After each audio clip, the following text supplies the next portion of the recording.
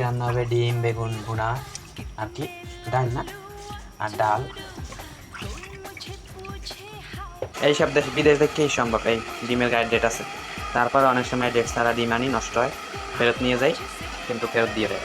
বাংলাদেশ হইলে আর ফেরত দিত না। ম্যাও ম্যাও ওকে গান লইছে বাবা রে বাবা। দাঁড়া, মাছে অনেক কাটাইছে।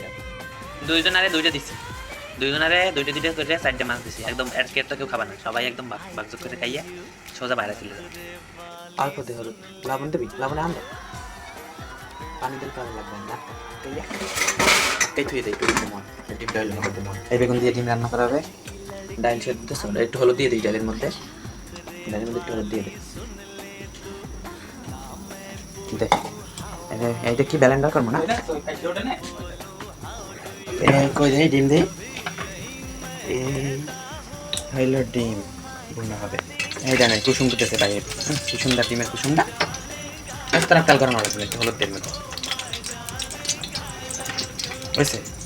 লবণ লবণ ছিটে হয়েছে। এবার একটু ভাতও হয়ে গেছে, অল্প অল্প সময় হয়ে গেছে না, অনেক ফ্যান গাললি তো হয় না। আস্তে আস্তে ফ্যান করে ওটা জাল আরো কমাই যায়, তাহলে মিডিয়া করে দিতে।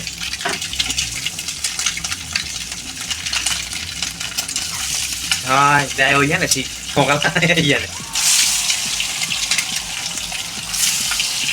তেল দেওয়া অল্প একটু হয়েছে হয়েছে, আর লাগবে না। ওই যে পেঁয়াজ পেঁয়াজ মশলা দিয়ে দে, ডিম ডিম আর বেগুন ভাজা হবে এখন দিয়ে দে সব। এবার জিরার গুঁড়ি দে, এবার একটু জিরার গুঁড়ি দিলাম, হলুদ দিলাম, এবার মরিচের গুঁড়া দেবো, লবণ দিলাম, মরিচের গুঁড়া দিলাম। জাল কি বেশি দেবো না?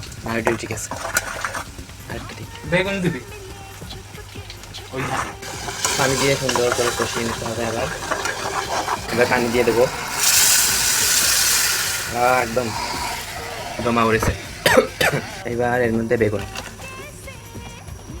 বেগুন দিয়ে হাত রায় পানিতে ডাইলটা হয়ে যেতেছে। এখন পেঁয়াজ রসুন বাগার দিয়ে এইতে ফোড়ন দিব।